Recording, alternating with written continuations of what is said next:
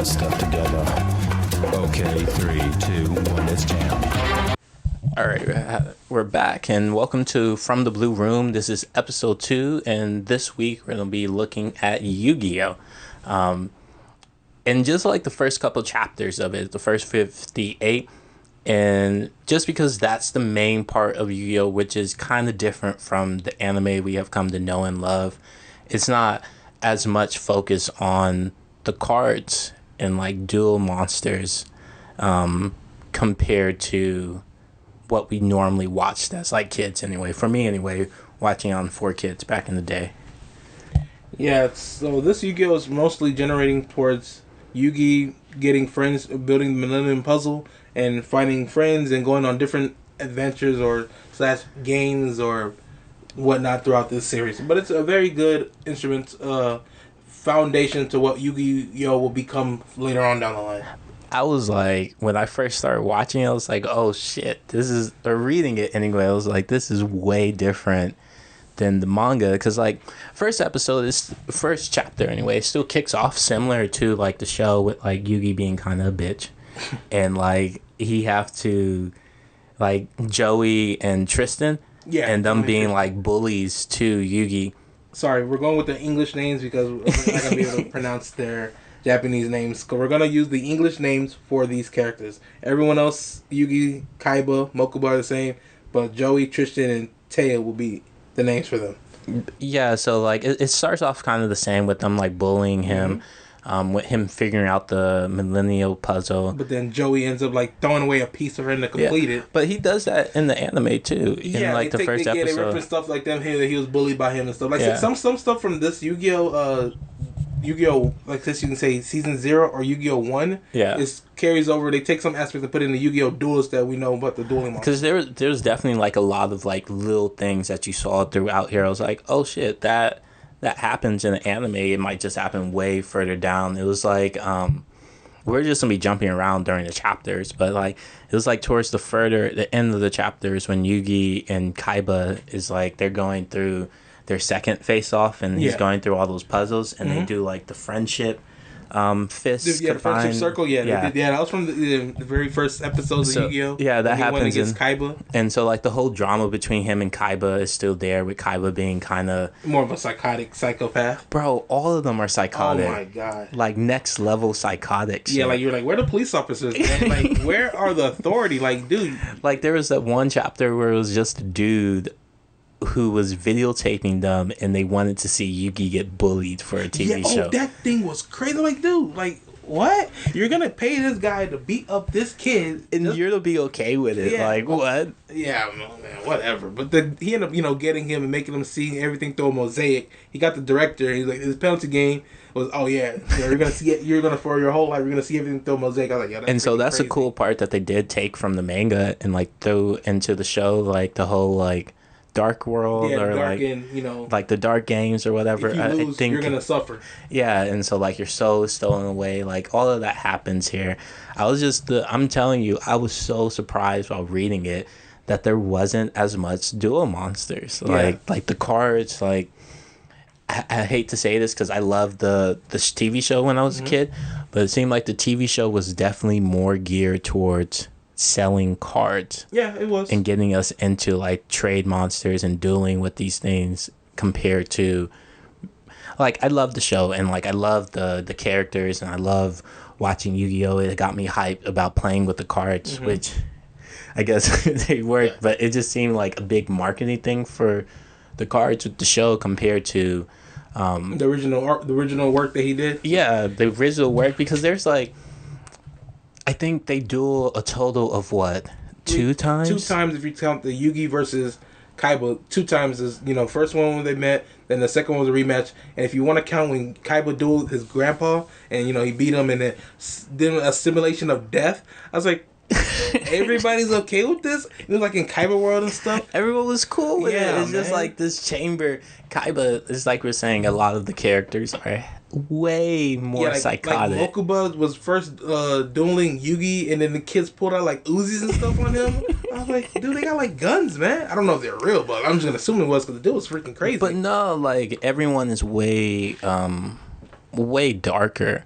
I definitely enjoy that they. One arc that I really liked was when they went to Egypt and they met with. He's like the protector Yeah, he's of the protector pieces. of the Millennium. What's his name? I think it was Shadi. Shadi. We might not be saying the name right, but he was one of the Egyptian keepers of the Millennium Puzzle. So the part that I really enjoy is like when he went into Yugi's brain and like Saw the do different phases. Yeah, and like it showed the inner chamber of thoughts and like the mind rooms. Yeah, Yugi was like, a more peaceful kid one with toys, and then the dark steel cold door represented the pharaoh, and it's like okay, so like crazy. The thing I was wondering about is in the beginning is do the second aspect of Yugi's personality, does he know that he's the pharaoh? Well, or does he not know his past himself? See, that's where like this one is. This one's pretty much like a kid who's getting bullied, which is Yugi. Yeah. And then he ends up developing this alter ego by completing the Millennium Puzzle and making this the other Yugi. So they're not calling him Pharaoh. So is the other Yugi is just another Yugi. He's not actually the spirit of like the Yu-Gi-Oh duelist when we come and know. That's when he's like, going through dueling people. The different arcs, the Duelist Kingdom to Battle City to then going over to the Egypt and finding out his past and unlocking, which is I think the Millennium World. Yeah, the second part. So that 2 part is where that's when they start like that's the aspect. This one's more of like just a growing up story. But it seemed like there's a trend in mangas or whatever where there's like Monster of the Week type of thing. Mm-hmm. Where like it's just like a different monster every week, and this one it was like there's a different chapter every week, like different chapter focused on like a different game or a different like struggle that Yugi is going through. But it definitely felt like there wasn't a plot focus for like these first couple chapters. It was just like this one chapter could be like this dude doing fortune telling that was kind of bogus, and Yugi getting him. The next chapter could have been like because there was like one chapter where they went and the girl Trinity, not Trinity, Taya, this friend? Taylor, their friend. Yeah, Taya. When they went to, she was working at a burger joint, and like they roll up in there, and then someone comes in there and tries to rob them. And Yugi was like, "Let's play a game," and it's like, "What?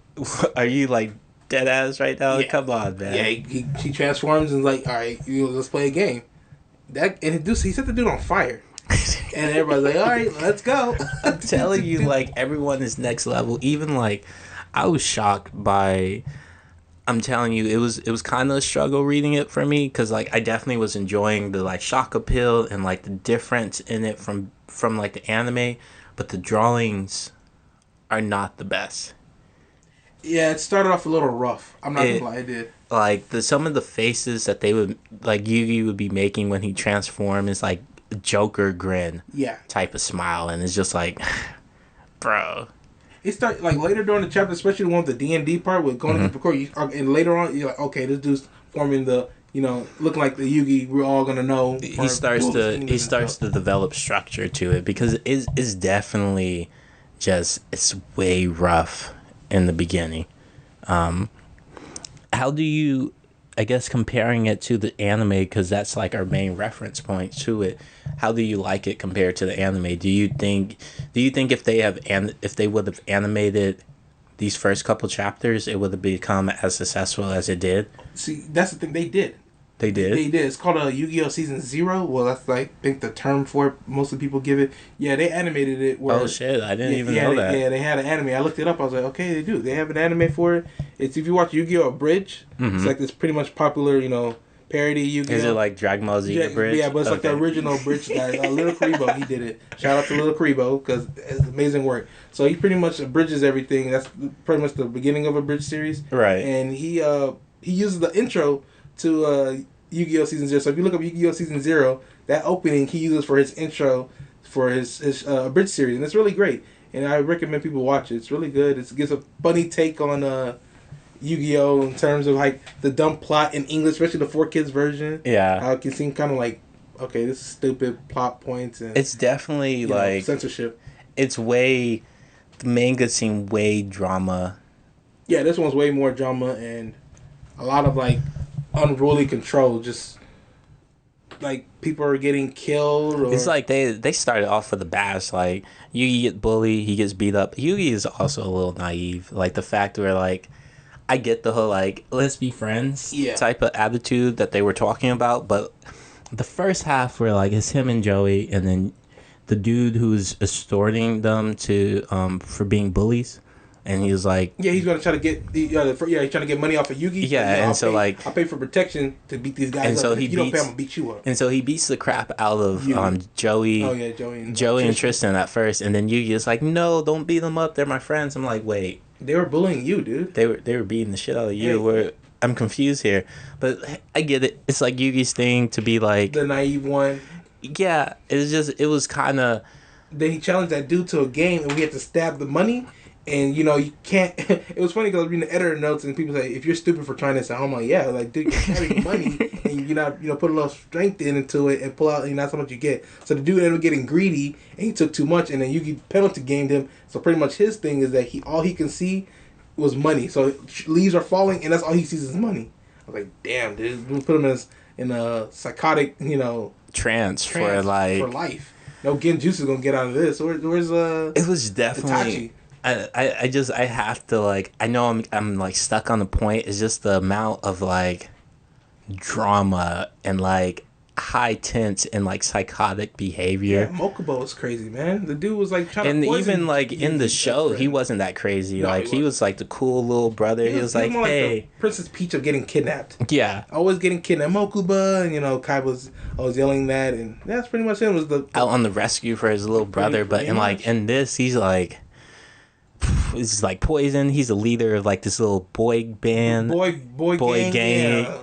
And it's just Kaiba-sama and they're calling him like, dude, like these guys are crazy, man. I think one of my favorite characters that he pops up later on when they're like going through Kaiba's little like world or whatever. Baby? The little baby. That dude was the little baby. He was like awesome. He was a Kaiba stan. He was just like, oh, Kaiba this. Kaiba. Like I wish he was in the show.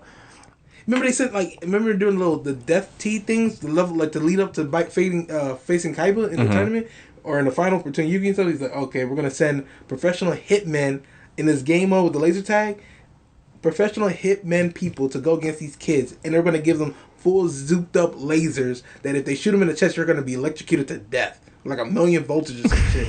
I was like, I'm telling you, it's like next level like psychotic behavior. I think from the baby being my favorite characters, the one thing I really did enjoy is when they did play Yu-Gi-Oh! And they did great. Play Duel Monster. It was like they showed all the cards you really wanted to see. They showed Blue Eyes White Dragon, Summoning Skull. I think the one thing I did notice, Summoning Skull and Dark Magician, their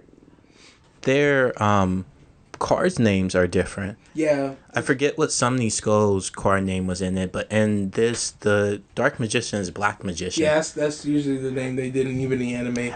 So in the anime is Black Magician? Yeah, Black Magician. Because like I always I don't know, from the TV show on 4Kids is Dark Magician, so did they just change that because of censorship? Or translation issues? Americans probably sees it easier like, oh, Dark Magician instead of Black Magician.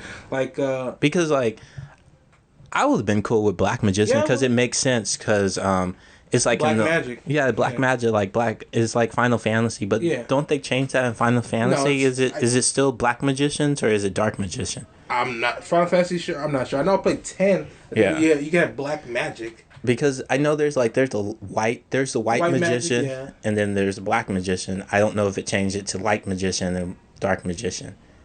Talking about for the Yu-Gi-Oh? For Final Fantasy. For Yu-Gi-Oh, they definitely changed it because like Dark Magician is a character I know. Like everyone knows that if you ever paid attention to Yu-Gi-Oh. Yeah, because I played the spell cards. Some of the spell cards, stuff versus like it wasn't magic card. It was spell card. Yeah. So they changed some stuff. But like even like a bunch of different cards popped up. It was like the card where you summon 3 swords. Swords of Revealing Light. Yeah, that's a pretty popular card. Monster Reborn's a pretty popular card. It was cool. It was like they showed nostalgic cards. Yeah, it's Zodiac pops up. Zodiac. Yeah, everybody and so obliterate. It's cool that they put these cards that we come to know and love. Different, like I said, it's like different. Not Yu-Gi-Oh based. So how is it gonna work? It's gonna assume right back where we started. Right back when we started. So you lead. Oh, I guess I hit play already. Yeah, it was different, bro. I don't know. It's just, I wasn't. You like when you were going before you about to read it, were you thinking like, okay, it's gonna be like dueling here and there? I thought it was gonna be just like the anime. No lie. Anime? I thought it was gonna start out with Yugi getting bullied, and then Yugi and Joey and Tristan, all of them becoming cool, and then him introducing them to duel monsters, and then Kaiba being a little punk and wanting the Blue Eyes White Dragons just for himself, and Yugi's grandpa have the card, and then I think in the anime, Kaiba duels his grandpa, and his grandpa has like a heart attack or something, and he goes to the hospital, and then Yugi is like, I'm going to go and get my card back, and then he goes and duels Kaiba in like the giant mansion, and this is all like the first 2 or 3 episodes. Yeah, I think it was like on the first episode, honestly. Because after that, it leads off to Duelist Kingdom in the show.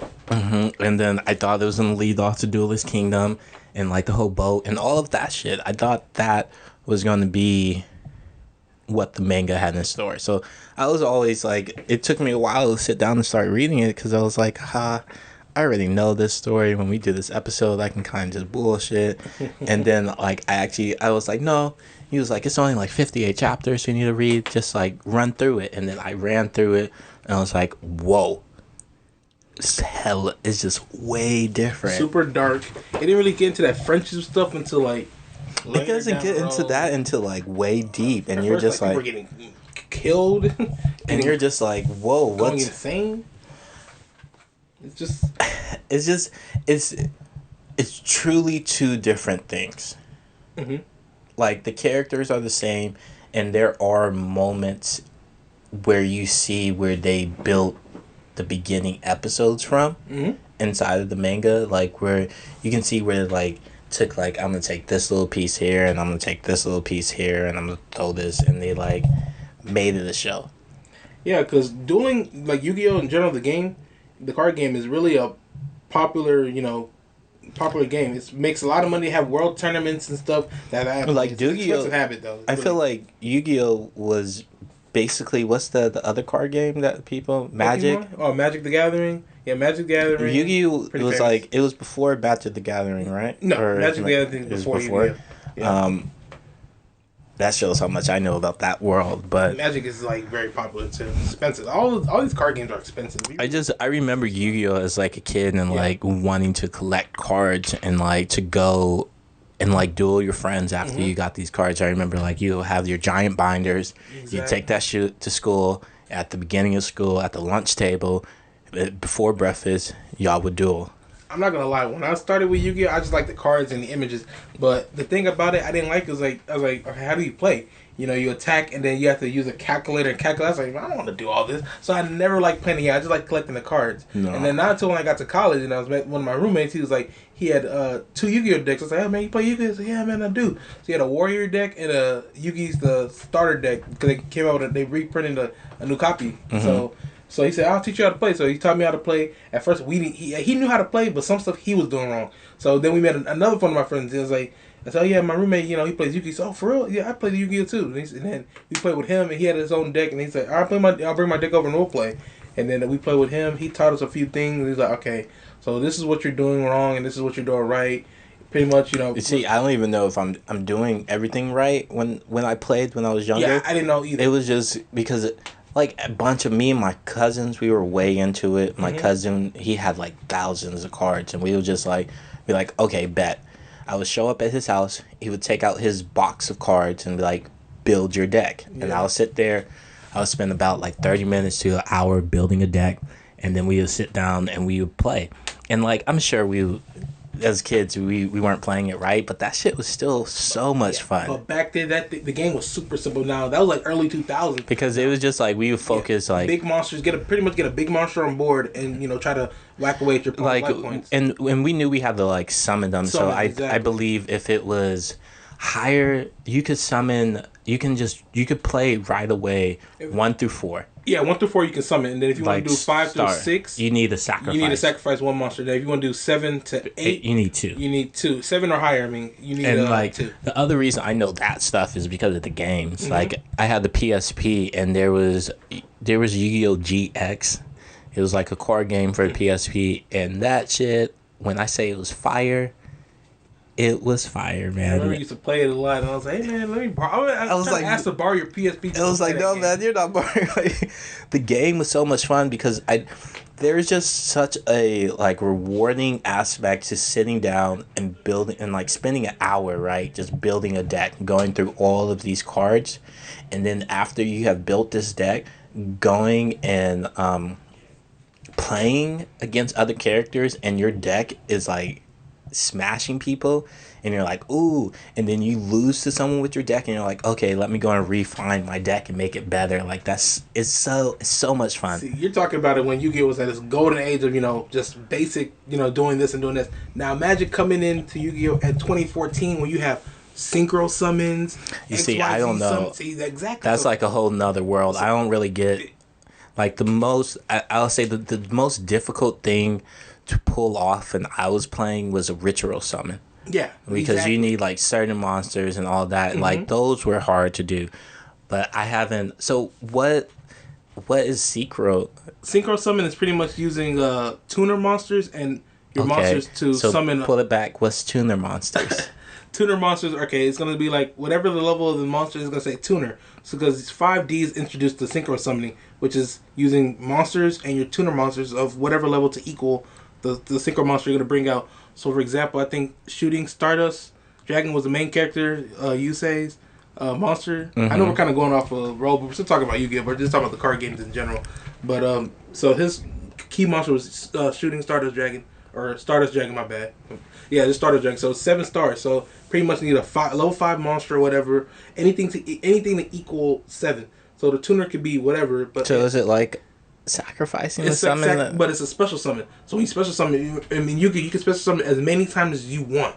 So in one turn, you can special summon 5. That's what I said. This game got so advanced. Okay, I literally I was playing Blackwings, and Blackwing I can special summon like 5 monsters off the gate and be beating you in the like. Say if I go.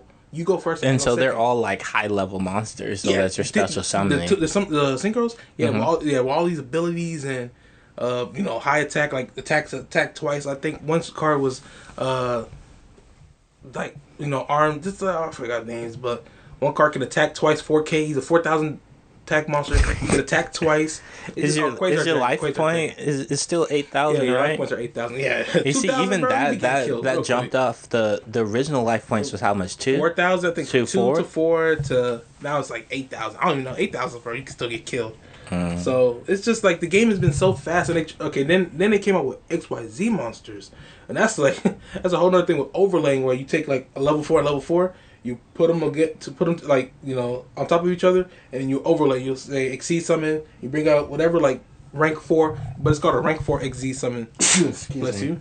So you bring like one card would be like it'll go Utopia. Utopia Ray was the main character, so requires 2 level 4 monsters and. You just take those 2, you put them on there, and to use their abilities, you got to detach one. So one of his abilities, I think, is that he cannot be destroyed by battle once per turn. So say you were to attack a 2,500 monster, right? You have the same attack, right?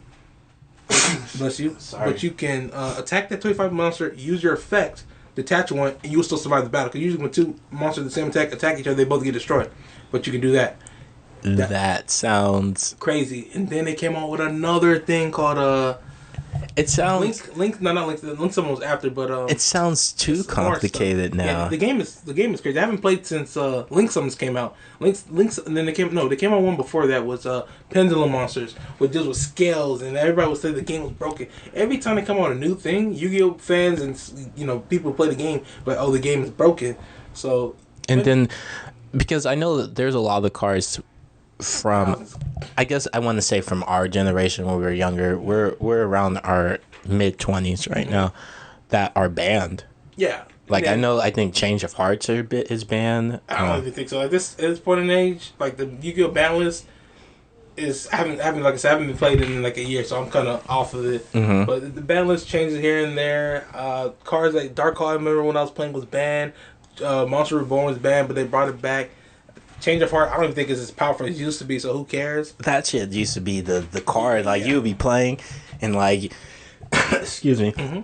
And you would be pulling cards, and then you would get Change of Hearts, and you'd be like, "Oh shit, I'm about to."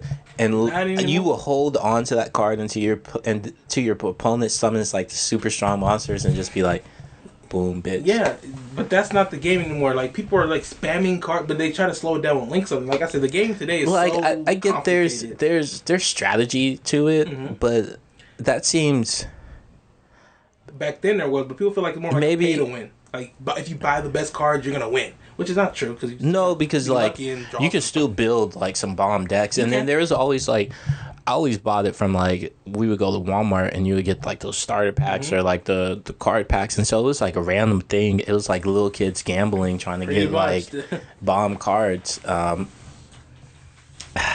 don't know. It's I understand. I definitely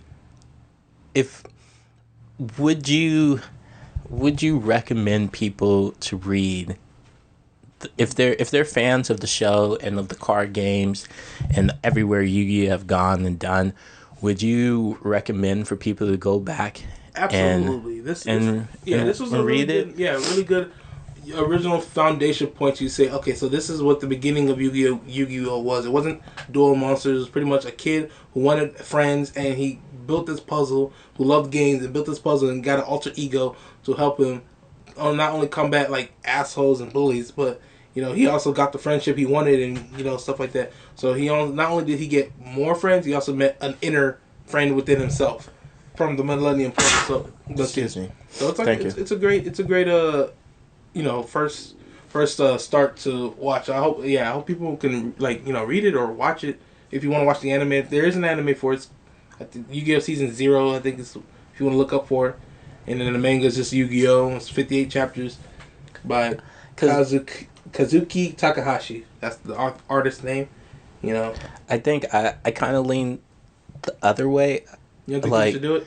I don't think people should read it. Well, if you're a fan, like if you're not if you're just casual, I just like doing it. They know. Be like a fan. Because if you're a fan, I'll say read it. But if you're if you watch Yu-Gi-Oh as a kid, and like you enjoy reading mangas, I'll say no, because like I enjoyed it. Right, I'm not saying I didn't, but it was so far away from what Yu-Gi-Oh is that I know. Mm-hmm. Like it's truly like its own little thing. It's like a completely different thing to me than what the anime is. Like, and there was aspects in it that was super similar to Yu-Gi-Oh, but other than that, it's so different. And like, I don't know, it doesn't take away from like the anime to me as a kid, and like everything I saw on 4Kids and all the games and all the times I've put into this world. It's just, it's not the same thing. Yeah. I don't know. For me, I'll say it might be a waste of time to sit and read it, but that's where we just differed on this one right here. Pretty much like like I said, if you're a hardcore fan, by all means, if you want to know everything about Yu-Gi-Oh, go ahead. But if you just like the dueling aspect, then because it tells you. I said it earlier while I was reading it, what I expected, and it was just like a big smack to my face, because it was like none of that is this. People are getting killed. People are, Joey trying to get some shoes. The dude putting a scorpion in a shoe. Joey is like a gangster for a chapter or so. Yeah, it was no. And like I don't know, it's different. Electrocuted. But that's our take on Yu-Gi-Oh! The first like 58 chapters, like season 0. I'm one of your hosts, Sean. And this is your co-host, Jamal. And we were from the Blue Room. Hope you check us out next week when we drop another one. As always, thank y'all. Thank you very much.